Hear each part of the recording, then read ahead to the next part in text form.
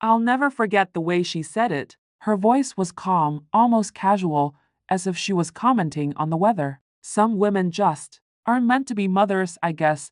That was my mother-in-law, Evelyn Carter, elegant, sharp, and cold in ways that didn't always show at first glance. She said those words one Sunday afternoon while the family was gathered in her living room, sipping tea from china cups she never let anyone else wash. My husband, David, sat beside me on the couch. I felt his legs stiffen under mine, but he didn't say a word. His mother smiled faintly, pretending she hadn't just cut me open with that single sentence. I smiled too. That was what I did back then, smiled through every bruise that didn't show on skin.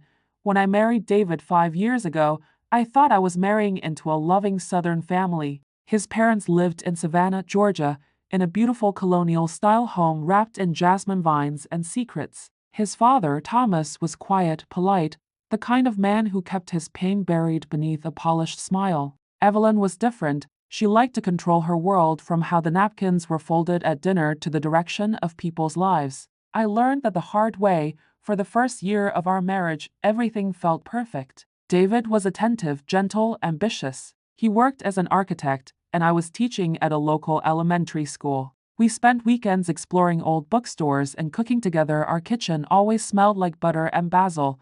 But then came the questions. When do you plan to make me a grandmother? Are you two even trying? You're not getting any younger, dear. At first, it was teasing light enough to ignore. But with every passing month, every family dinner, the tone sharpened. The glances lingered. Evelyn began introducing me to her friends as David's wife. Still no babies yet.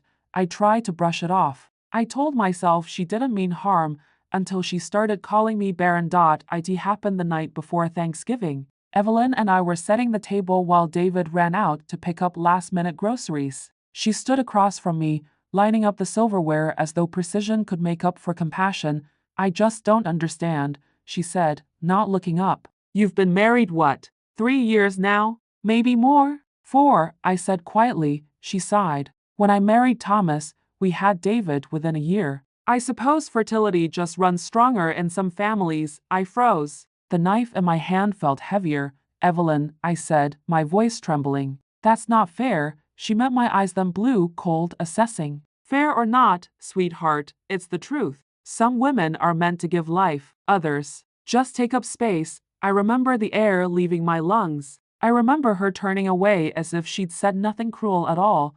And I remember that I didn't cry, not that night. I waited until David came home, until I heard his voice in the hallway. Then I locked myself in the bathroom, ran the water, and finally let myself break. In the months that followed, I tried everything: fertility specialists, hormone tests, even meditation classes that promised to heal the womb. David was supportive in the beginning, but I could see the quiet frustration in his eyes, the unspoken disappointment, the way he started spending longer hours at work, and Evelyn didn't help. Every time she called, she'd drop a new line like poison in honey. I read that sometimes infertility runs in the wife's side. Maybe you should let David get tested. Though I'm sure he's fine. I just hope this doesn't make him resentful, dear. I began to dread family gatherings. I'd sit at their dining table surrounded by photos of David as a child, his first steps, his school awards, his college graduation, and feel invisible. One day, I found something strange. It was a small envelope on the kitchen counter at Evelyn's house. She'd asked me to drop off some paperwork for Thomas, who'd recently retired. The envelope had no name on it, but the handwriting was hers. I'd seen it on dozens of holiday cards. Curiosity got the better of me. I shouldn't have looked, but I did. Inside was a receipt from a fertility clinic in Charleston. The date was recent, just 2 weeks earlier. The patient name was E. Carter. I frowned. Evelyn was 71. Why would she be visiting a fertility clinic? I tucked the receipt back quickly, my heart racing. It made no sense. Maybe she was helping someone else, a relative, a friend. Still, a seed of suspicion planted itself in my chest. A few days later, at Sunday lunch, Evelyn's phone buzzed. She excused herself from the table. Stepping into the hallway, I caught a glimpse of the caller ID, Dr. Hillman Fertility Center. When she came back, her face was pale, but she smiled tightly and changed the subject. I looked at David, who was busy cutting roast chicken. He didn't notice. He never noticed. That night, lying beside him in bed. I stared at the ceiling and replayed everything in my mind: the clinic receipt, the secretive call, the bitterness in her voice whenever she spoke about motherhood. Something wasn't adding up. Why would a woman who mocked me for my infertility be involved with a fertility clinic herself? The following week, I drove to Charleston under the pretense of visiting an old friend. The clinic was a sleek glass building tucked between palm trees and quiet streets. I sat in my car for nearly half an hour before going inside. When I approached the receptionist, my voice trembled. "Hi, I'm here for Mrs. Evelyn Carter's records." The woman behind the desk smiled politely. "I'm sorry, ma'am. We can't release patient information without authorization." "I understand," I said, "but I'm her daughter-in-law. I just need to confirm something for her insurance claim." The receptionist hesitated, flipping through her files. "Mrs. Carter's file is confidential, but..." She looked at the screen again, her brow furrowed. "Are you sure you're referring to Evelyn Carter?" "Yes," I said. She frowned deeper. "That file's under a child's name. E. Carter JRB." I froze. "A child?" She quickly realized she'd said too much and shook her head. "I'm sorry, ma'am, I can't say more," but it was enough. Evelyn Carter JRB, a name that shouldn't exist. On the drive back, I could barely keep my hand steady on the steering wheel. The ocean glittered to my right, calm and endless, while my mind spiraled into chaos. Was it possible that Evelyn had a child no one knew about? Had she been hiding something all these years, something she projected onto me through her cruelty? By the time I reached home, the sun was setting. David was still at work. I sat on our porch steps, the air thick with the scent of magnolia, and felt something inside me shift. For the first time, I didn't feel weak. I felt angry. That night, as I stood in front of the mirror brushing my hair, I whispered to my reflection, if she can hide something like that from her own family, I can find out the truth. I didn't know then just how deep Evelyn's secret ran, or that uncovering it would change everything for her, for David, and for me. The next few days, I tried to act normal. I went to work, smiled at my students, graded their spelling tests, but every time I wrote a child's name on paper, my mind went back to that phrase. E. Carter Jr. It echoed in my head like a riddle I wasn't supposed to solve. At night, David would fall asleep beside me within minutes, his breathing steady and soft, while I lay awake, staring at the shadows crawling across our bedroom ceiling. I kept replaying the past, every cruel word Evelyn had said, every look of superiority she'd given me, and I started to wonder, was her hatred toward me ever really about me at all? That Friday, I decided to visit her again. Evelyn lived in a stately white house on the edge of the historic district, the kind with black shutters and a porch swing that creaked whenever the wind passed through. When she opened the door, she looked surprised. "Olivia," she said, smoothing her silk blouse. "I wasn't expecting you." I smiled politely. "I was nearby. Thought I'd drop in." She hesitated for a moment before stepping aside. "Well, come in then. I just made some tea." The house smelled like lilacs and lemon polish, always spotless, always perfectly curated. On the mantel, rows of family photos watched me silently. David as a child in a Halloween costume, Evelyn and Thomas on their wedding day, and a few with their neighbors from the country club, but none of a child named E. Carter Jr. We sat across from each other in the living room, her teacup resting neatly on a saucer. She studied me, the same way she always did, searching for cracks. "You look tired," she said finally. "Stress will do that, especially when you're trying too hard for something that might not be meant to happen." I took a slow breath. "I'm not tired, Evelyn. Just thinking a lot lately." "Oh?" Her voice carried false curiosity. "About family," I said. "And secrets." The teacup paused halfway to her lips. What an odd topic for a Friday afternoon. I leaned forward slightly. "Do you ever think people hide parts of themselves because they're ashamed?" Her eyes met mine, sharp, unflinching. "I think some people hide things because others wouldn't understand." We sat in silence for a long moment. Somewhere outside, a wind chime clinked softly, then she smiled, that same gentle, terrifying smile. "You should focus on your own marriage, Olivia, not on other people's mysteries." That was the moment I knew she was hiding something. The next day, I began digging. David was working overtime on a new architectural project, which gave me long hours alone. I started small, searching online databases, local hospital records, anything that could tie Evelyn's name to a birth certificate, but there was nothing. No child listed under her name after David, no record of a second pregnancy, no adoption, nothing. I almost gave up until I found something unexpected, a small article buried in an old local paper from 1991. Newborn found abandoned at St. Mary's Church. Authorities searching for family, no name, just initials, EC. The baby had been left with a note. Please keep her safe. She belongs to the Carters, the Carters. My breath caught. That couldn't be a coincidence. That evening, I showed the article to David. We were sitting at the dinner table. He just poured himself a glass of wine. Do you know anything about this? I asked, pushing my phone across the table. He frowned and leaned forward. What is it? An article. From Savannah, 1991. It says a newborn girl was found. The note mentioned your family name. David scanned the screen, then shook his head. Olivia, that was over 30 years ago. My parents didn't have another child. You're sure? He sighed. Yes, I'm sure. Why are you even looking this up? I hesitated. Because I found something at your mom's house. A receipt from a fertility clinic. His eyes widened. You went through her things? It was lying on the counter, David. I didn't plan to snoop, he groaned, rubbing his temples. My God, Olivia, can you stop? She's an old woman. You're making everything sound like some conspiracy.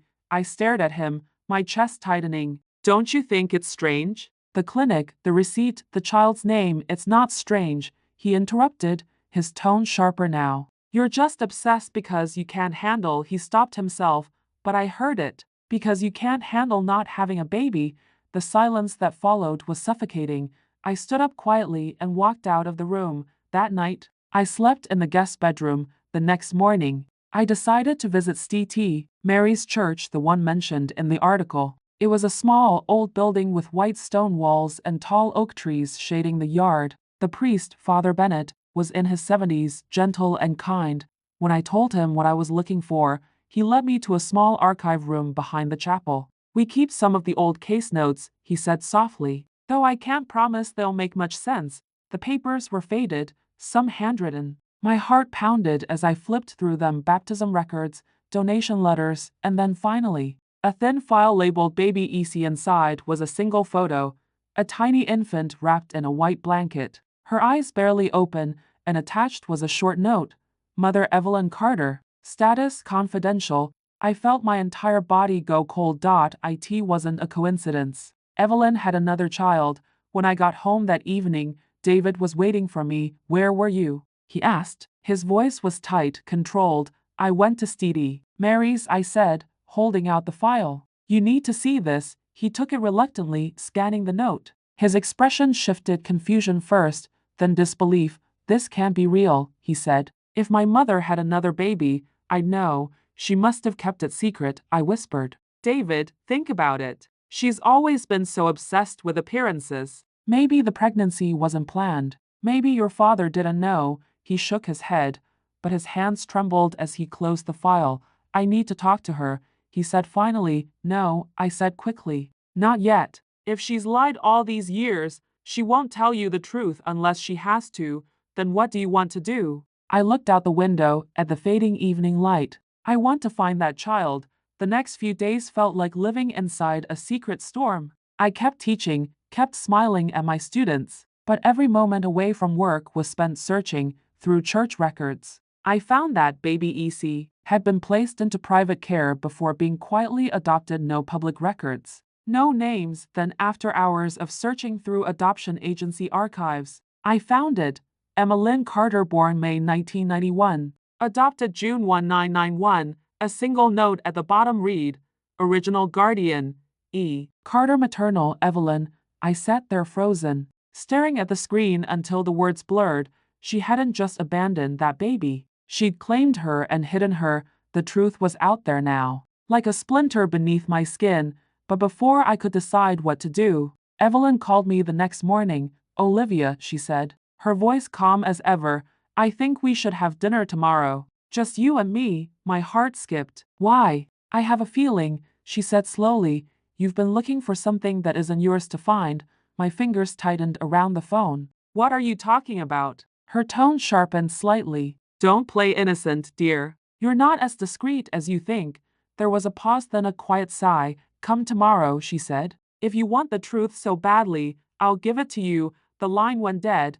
I sat there in silence, my heart hammering against my ribs. The truth I had been chasing was now waiting for me, but I had no idea how dark it really was. The next evening, I drove to Evelyn's house just as the sun was setting, that golden hour when everything looks peaceful, even when nothing really is. Her front porch light was already on, glowing warm against the falling dusk. My hands were trembling on the steering wheel. I sat there for a moment, watching the curtains in her window shift ever so slightly. She was waiting. When I finally knocked, she opened the door almost immediately, right on time. She said with a thin smile, "Come in." The dining room looked like something out of a magazine, candles flickering, table perfectly set, soft jazz playing in the background. The smell of roasted lamb filled the air.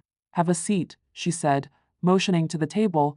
I sat, my pulse thudding in my ears. For a few moments, neither of us spoke. The only sound was the clink of silverware as she sliced her food with slow, deliberate movements. Then she set her knife down and looked directly at me. "So," she said, "you've been visiting old churches." My throat went dry. "You knew?" Her lips curved into something that wasn't quite a smile. "Darling, I've known everything since the day you married my son." I swallowed hard. "Why didn't you tell anyone about her?" "Her, the baby," I said. "Emma, the one you left at Std." Mary's. For the first time, something flickered in her eyes, pain, maybe, or fear. But it vanished almost instantly. "You shouldn't have gone digging into things that don't concern you," she said softly. "They do concern me," I shot back. "She's part of your family, David's family. You can't erase that." She stared at me for a long moment, then leaned back in her chair. "You think you've found the truth, but you haven't." I felt my stomach twist.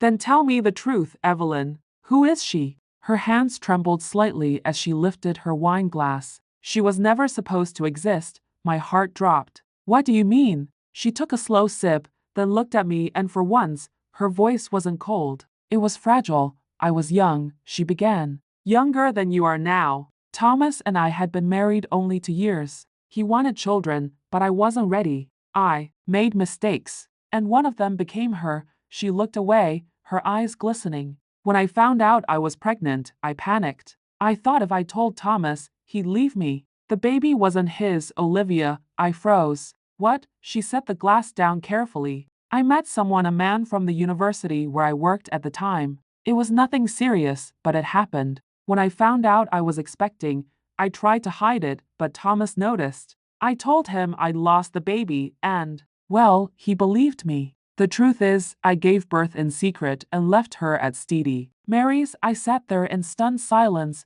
the sound of my heartbeat drowning everything else out. "You just left her?" I whispered. Tears welled in her eyes, but she quickly wiped them away. "I thought she'd be adopted by someone better." I tried to forget, but when I saw her years later. "You saw her again?" "Yes," Evelyn said. "When she was 16. She came looking for me." My chest tightened. "What happened?" "She begged to know who I was. I told her she had the wrong person. But she knew. She knew. And after that day, she started showing up everywhere outside my house, my church, even my salon. She wouldn't stop. I told her to leave me alone, that I had a family now. She didn't listen." Her eyes met mine. "And then she disappeared." The words hit like thunder. "Disappeared?" Evelyn nodded slowly. "I never saw her again. The police came once, said a girl matching her description had gone missing near the docks. They never found a body." The room went cold. I couldn't breathe.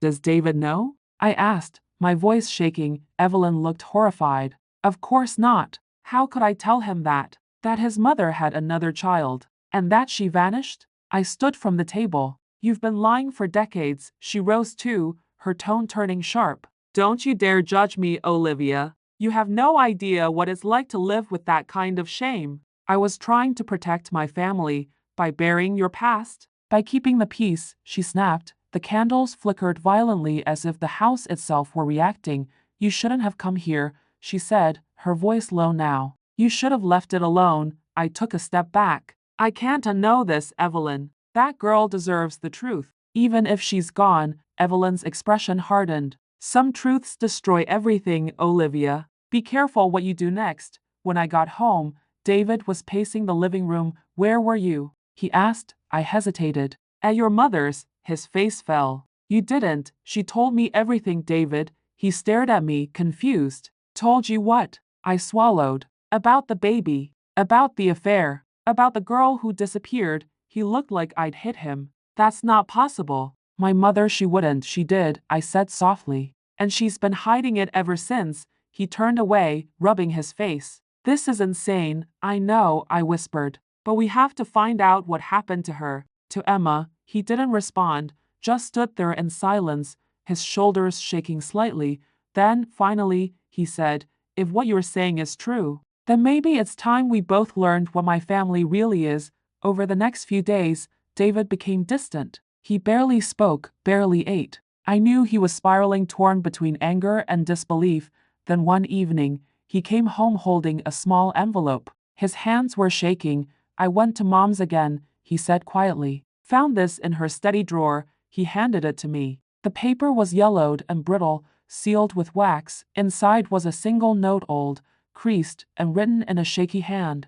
If anything happens to me, tell the truth about Savannah. The girl was never meant to disappear. I looked at him, horrified. Evelyn wrote this? He nodded. But who was she talking to? I read the note again, my stomach sinking. Maybe she wasn't writing to anyone. Maybe she was confessing. David's face paled. Savannah, that's where the church was. That's where Emma vanished. I met his gaze. Then that's where we start. That night, I couldn't sleep. The rain pounded against the windows as if the world itself was warning me to stop. But deep down, I knew it was too late. Evelyn's secret wasn't buried in the past anymore. It was awake. And it was pulling us towards something much darker than I had ever imagined.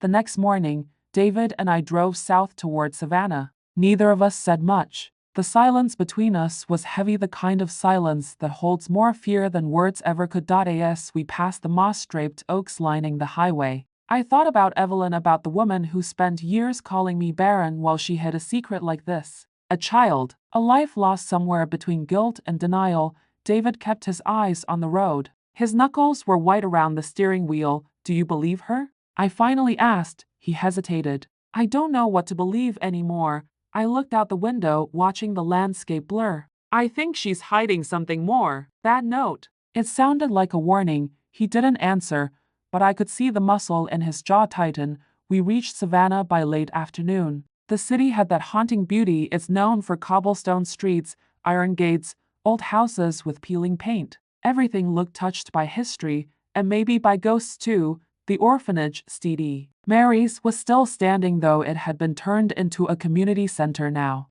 The sign out front was faded, but the old brick building looked exactly like the photos I'd seen in the archives. When we stepped inside, the air smelled of dust and lemon polish. An elderly woman was arranging papers at the front desk. Can I help you? She asked, smiling kindly. Yes, I said. I'm looking for records from when this was still an orphanage. Around 35 years ago. Her smile faltered. That's quite some time back. Most of those records were transferred to the city archives after the fire. Fire? I repeated. She nodded. About 20 years ago. The West Wing burned down. We lost a lot that day. David's expression darkened. Do you know if anyone was hurt? The woman looked thoughtful. Not officially, but there were rumors. One of the nuns disappeared afterward. No one ever found her. The air between us went still. What was her name? I asked quietly. She flipped through a binder, scanning the pages. Sister Margaret. I looked at David. The name matched the records we'd seen. The nun who signed the birth certificate. She was the one who handled the infant adoptions, the woman added. Some say she knew too much. Outside, the sky had turned gray. The first drops of rain began to fall as we stood in the parking lot, both of us trying to process what we'd just learned. David ran a hand through his hair. This is insane. A missing nun, a missing child, and my mother's in the middle of it. I pulled my jacket tighter. It's all connected. We just have to figure out how. He looked at me then, eyes filled with something between sorrow and gratitude. I don't know how you're still standing through all this. I smiled faintly. Maybe because for the first time, I finally feel like I'm standing for something that matters. We checked into a small inn near the river. That night, I couldn't sleep. The rain outside was relentless, tapping against the window like impatient fingers. Around a.m., my phone buzzed. It was a message from an unknown number. "Stop digging, Olivia. Some truths are buried for a reason." My heart dropped. I sat up immediately, my hands trembling as I showed the screen to David. "Who would he started?" But before he could finish, the phone buzzed again. "She's not gone. She's just hidden." David grabbed the phone. "What the hell is this?" I shook my head. "Someone's watching us," he frowned. "No one knew we were coming here." I met his gaze. "Except your mother." The next morning, we went straight to the Savannah City Archives. The building smelled of old paper and humidity, like time itself had soaked into the walls.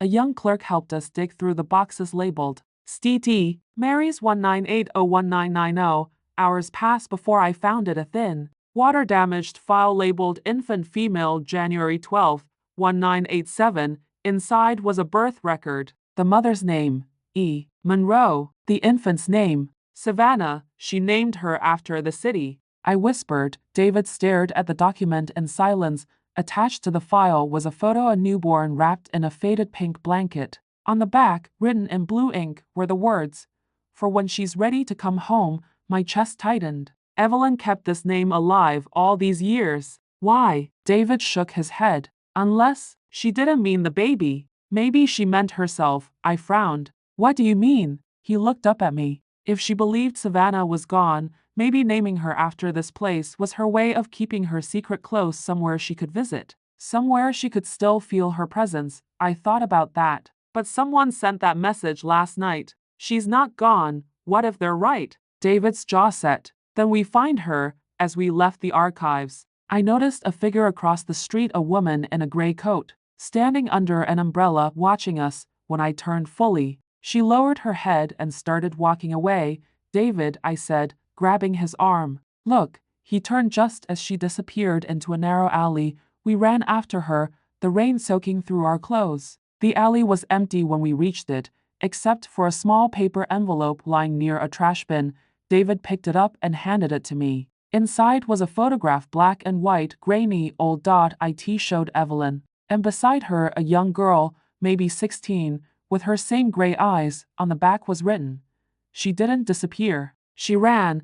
I felt my knees weaken. "David, that's her. That's Savannah." He stared at the photo, speechless. "Then she's alive." I looked around the empty alley, the rain washing over us. "Someone wants us to find her." David's voice was barely a whisper. "Or warn us to stop." Either way, I knew this wasn't over. Evelyn's lies had stretched across decades, but they were unraveling fast, and for the first time, I wasn't the helpless daughter-in-law she mocked and belittled. I was the one holding the truth, and the truth was starting to burn. I didn't sleep that night. The image of the girl, Evelyn's lost daughter, Savannah, burned into my mind like an echo I couldn't silence. David sat by the window, the photograph between his fingers, staring at it for what felt like hours. "She'd be around 36 now," he murmured. "If she's alive, she could be anywhere." I leaned against the wall, watching him. "You think your mother knows?" He didn't hesitate. "She knows. She's always known." The conviction in his voice sent a chill through me, because I believed it too. The next morning, before we left Savannah, we stopped by a small diner on the outskirts of town. The waitress was an older woman, kind-eyed, with the kind of warmth that made strangers feel like family. As she poured our coffee, she noticed the old photo lying beside David's phone. Her hand froze midair. "Where did you get that?" she asked, her voice low. David frowned. "Do you know her?" The woman hesitated, eyes darting toward the door. That's Evelyn Monroe, isn't it? Used to come through here every spring, always asking questions about a girl." "What girl?" I asked, leaning forward. The woman's lips trembled slightly. "She said she lost her niece. I never saw a photo, but she described her. Gray eyes, dark hair, sweet smile. I remember because she wasn't the only one asking." My pulse quickened. "Someone else?" She nodded. "A man, tall, clean-cut, maybe in his 40s, said he was from the church that ran the old orphanage. He wanted to know if anyone matching that girl's description had been seen in the area." "When was this?" David asked. "Last spring," she said softly. He seemed nervous. "Said there were things better left buried." David looked at me, then back at her. Do you remember his name? She thought for a moment. He left a card. Wait here. She disappeared into the back office, and I exhaled, my hands trembling around the coffee cup. She's been coming here, I whispered. For years. Searching, David nodded slowly. Not for forgiveness, for control. When the waitress returned, she handed David a crumpled business card. The name read, Father Michael Devereaux, DT, Agnes Parish, Atlanta.by the time we reached Atlanta, the sun was sinking behind the skyline. The church was old but well-kept, Gothic arches, tall stained glass, the faint smell of incense and candle wax hanging in the air. Inside, a priest stood near the altar, placing fresh flowers in a vase. When he turned, I recognized him immediately from the description, the same solemn eyes, the same careful, rehearsed smile. Father Michael? David called out. The priest froze for a moment, then nodded. Yes, how can I help you? David stepped forward. It's about Evelyn Monroe. At the mention of her name, something flickered across his face, not surprise, but recognition. She told me someone might come, he said quietly. But I didn't think it would be her son. My heart pounded. You knew about the child, didn't you? He hesitated. I knew. There was a tragedy. Evelyn was young, frightened. She brought the baby to St. Mary's under a false name. I handled the paperwork. But when the fire happened, the records were supposed to be destroyed, but they weren't, I said sharply. We found them, he sighed, shoulders sagging. Then you know the truth already. The baby Savannah survived the fire. One of the nurses rescued her before the flames reached the nursery. David's voice cracked. So she's alive? The priest nodded slowly. Yes, she was placed with another family under a sealed adoption order. Evelyn was told she died for her own protection, they said. But I suspect she found out years later.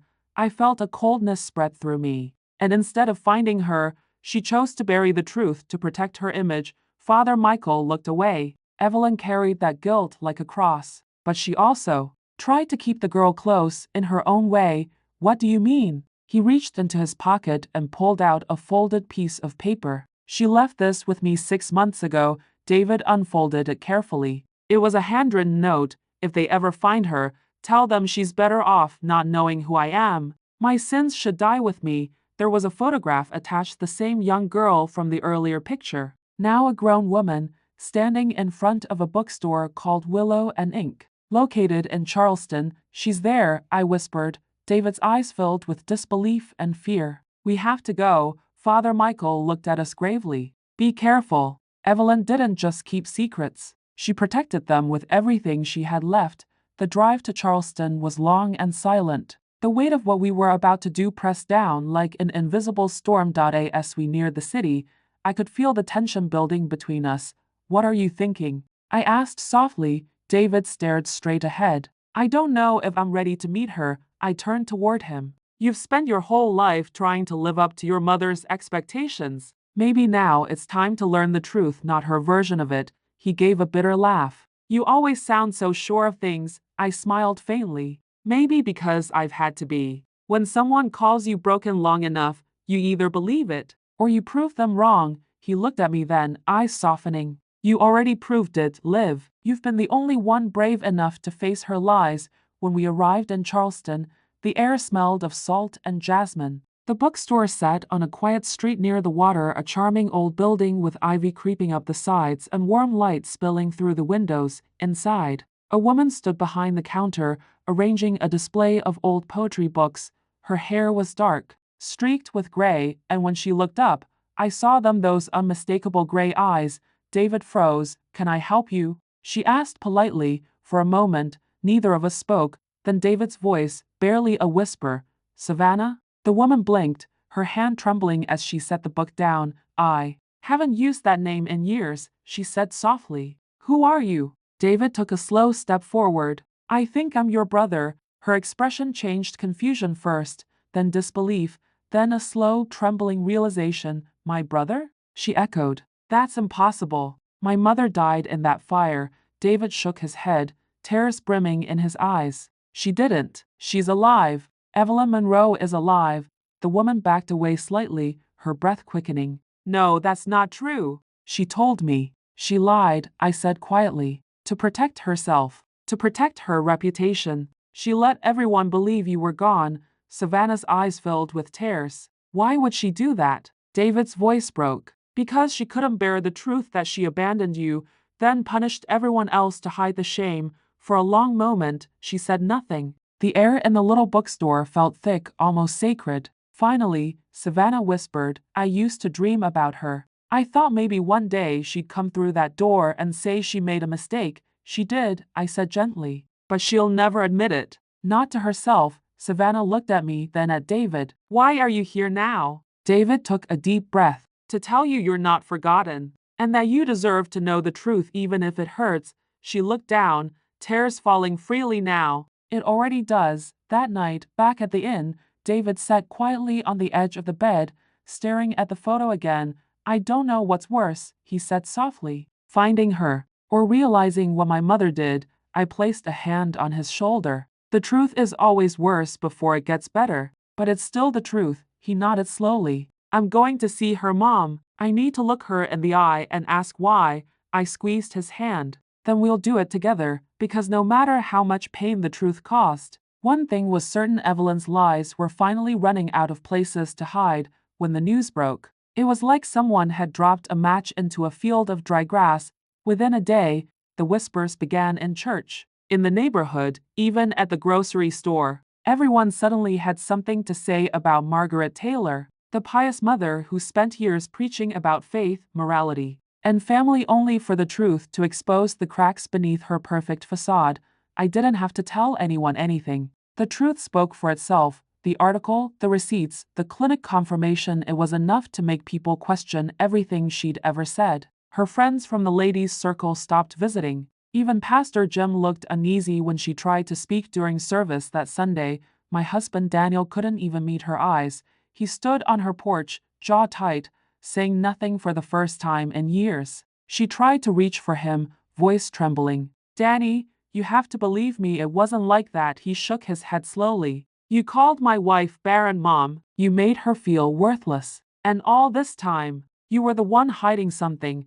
Her face crumbled, but Daniel didn't stay to hear more. He turned, walked to the car, and closed the door without another word. I sat beside him in silence as we drove home. The world outside felt heavy, the air pressing in, the sky low and gray. But for the first time in years, I felt a strange peace settling inside me. Not joy, not revenge, just quiet release. That night, I sat alone by the window while Daniel tucked our daughter in bed. The little one Mia had started calling me Mom without hesitation now.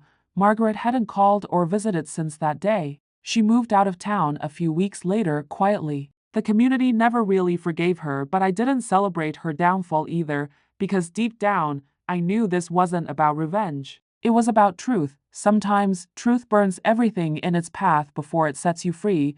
One evening, maybe a month later, I got a letter in the mail. The handwriting was familiar, shaky, elegant, and painfully restrained. It was from Margaret. Grace, I don't expect forgiveness. I just want you to know I see now what I did to you. I hated in you what I couldn't fix in myself, the emptiness, the shame. When I mocked you, I was trying to destroy the reflection of my own failure. But you never broke. You were the better woman, the better mother. I hope you find peace where I could not. Margaret read it twice. Then again, for a long moment, I just sat there, tears quietly blurring the ink on the page. She was gone now. And in her absence, the house finally felt like it could breathe again.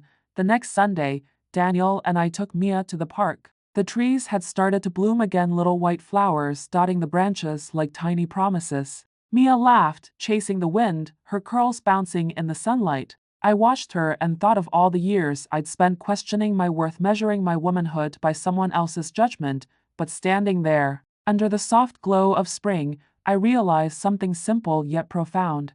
Motherhood isn't just about blood. It's about love that chooses every single day. Margaret had chosen shame. I had chosen hope, and that made all the difference. Weeks later, when the gossip faded and people moved on, I started volunteering at the same clinic, helping women who struggled with fertility. I shared my story not to expose anyone, but to remind others that silence breeds pain, and truth, however ugly, can heal. When one young woman asked me, "How did you survive it? All the humiliation?" I smiled gently. Because I stopped letting other people define what makes me whole, I said. And I found family where love lives, not where control pretends to, she nodded. And I saw the same fire in her eyes that once burned quietly in mine. That night, I wrote one final note in my journal, the kind I used to hide beneath my pillow when Margaret's words echoed in my head. They called me barren, but I was never empty. I was just waiting to be filled with truth.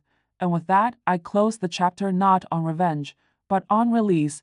The storm that had once torn my home apart had washed something clean. And for the first time in years, I felt the warmth of sunlight not as something fleeting but as something that finally belonged to me. When the confrontation was finally over, I stood in that living room, surrounded by the wreckage of everything I thought my marriage was built on. The house was still buzzing with the echoes of raised voices and breaking hearts. Yet a strange calm had begun to settle in my chest like the air after a violent storm.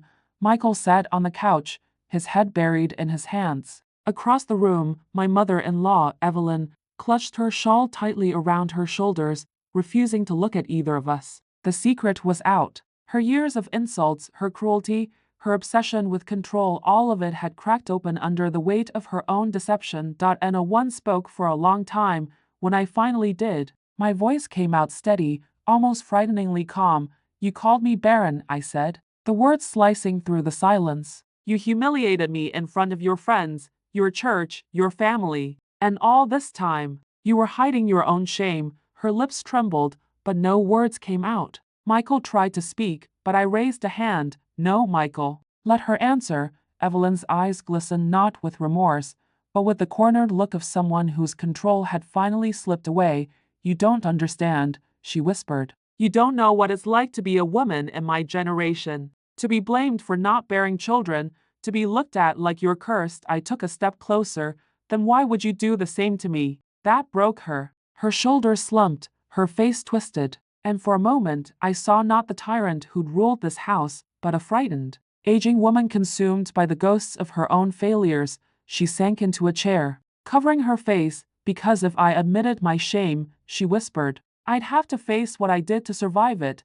No one spoke after that. Michael stood, pacing slowly toward me. Claire, I'm so sorry. For all of it, I looked at him, and for the first time, I didn't see the man who had stood by silently. I saw a son torn between loyalty and truth who had finally chosen to open his eyes. I nodded, then turned toward the stairs. I need some time alone, and with that, I left the room. That night, I packed a small bag and checked into a motel across town. It wasn't about running away, it was about breathing, about finding space that wasn't poisoned by whispers or memories of pain.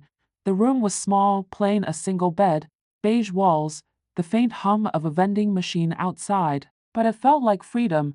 I stood in front of the mirror and stared at myself. My eyes were red, my hair a mess, but beneath the exhaustion, I saw something fierce, something I hadn't seen in years.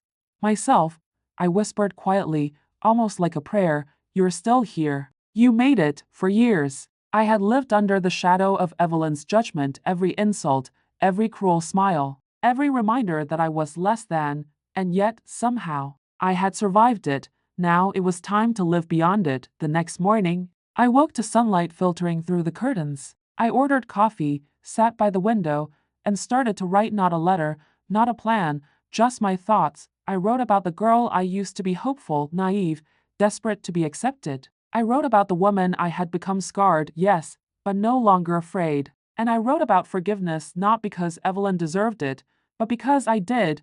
When I returned home 3 days later, Michael was waiting by the porch. He looked like he hadn't slept much. I thought you weren't coming back, he said quietly. I didn't know if I would, I admitted. But then I realized this is still my home. I won't let her take that from me too. He nodded slowly. She left yesterday, went to stay with her sister in Florida. She didn't say goodbye. I took a deep breath, feeling an unexpected weight lift from my chest. The house was mine again, not because she was gone, but because I had stopped letting her define it. Inside, everything looked the same, but it felt different. The air was lighter. The walls didn't carry her voice anymore. Michael and I sat together in silence for a while, the kind of silence that wasn't painful, just quiet, rebuilding. He finally spoke. Can we start over? I looked at him, seeing the guilt in his eyes and the hope beneath it. We can try, I said softly. But this time, it has to be honest. Over the next few months, we rebuilt slowly, gently. We went to therapy, something neither of us had believed in before. We talked about grief, about guilt, about how infertility had carved a hole between us that we'd both filled with silence. I learned that healing wasn't linear. Some days were easier than others. There were mornings I woke up angry, and nights I cried without knowing why, but each time, Michael was there not to fix me, but to listen. And that was enough. One Saturday, while shopping downtown, I passed by a small community center. There was a sign outside. Volunteers need a mentorship program for girls in foster care. Something tugged at my heart. I walked in. That's where I met Lily, a quiet, curious 8-year-old with a head full of curls and eyes that saw everything. She reminded me of what innocence looked like before the world taught it fear. She didn't speak much at first, but over time, she began to trust me. We painted together, planted flowers in the community garden, and shared little secrets like how she wanted to be an artist, or how she hated thunderstorms but loved the smell after rain. One afternoon, as we cleaned paintbrushes, she looked at me and asked, "Miss Claire, do you have kids?" For a moment, the old ache stirred in my chest. But then I smiled and said, "No, sweetheart, but I get to spend time with amazing kids like you. That makes me pretty lucky, don't you think?" She grinned, nodding, and said, "Then I'm lucky too." I laughed softly, brushing a strand of hair from her face. And just like that, something healed inside me that no doctor, no treatment, no apology ever could. Months passed, and life began to feel full again. Not perfect, not easy, but full. Michael and I found a quiet rhythm: morning walks, dinner by the porch, laughter returning in small, careful doses. Sometimes we talked about adopting. Sometimes we didn't. There was no pressure anymore. Just peace. Evelyn never returned to the house. But one day, a letter arrived in the mail, her handwriting neat but shaky. "I don't expect forgiveness," it read. "But I wanted you to know the child I hid is safe. She has a good life." I thought I was protecting my family, but all I did was lose it. "You were the daughter I could have had, if only I had known how to love better." Tears blurred my vision as I folded the letter. I didn't reply, there was nothing left to say. But for the first time, I didn't feel anger. I felt release. A year later, on a quiet Sunday morning, I stood by the garden in front of our home, the same one Evelyn used to criticize for being too wild. Now it bloomed with lavender, daisies, and mint. Lily ran across the yard, holding a small clay pot she'd painted herself bright blue, with the words "New Beginnings" scrawled in pink. "It's for you, Miss Claire," she said, grinning. "You should keep it here." I knelt beside her, my hands trembling slightly as I placed the pot on the windowsill. "It's perfect," I whispered. She hugged me tight. And in that embrace, I finally understood something I'd spent years searching for: that family isn't defined by blood, or birth, or expectation. It's built by love, by choice. That night, as I sat by the window watching fireflies glow against the summer sky, Michael joined me quietly, resting his hand on mine. "You know," he said, smiling softly, "you've changed." I looked at him, the corners of my mouth curving up. "Maybe I just remembered who I was." He nodded, leaning closer. "You're the strongest woman I've ever known." I didn't respond right away. I just watched the night unfold, calm, alive, infinite, and whispered, "Strength doesn't come from what we endure, Michael. It comes from what we become after." And for the first time in years, I truly believed it. The house that once held bitterness now held light. The silence that once felt suffocating now felt sacred. I had found peace not by erasing the past, but by owning it, by forgiving without forgetting, by loving without fear. And as the moon rose higher over the garden, I smiled to myself and whispered, "I'm finally home."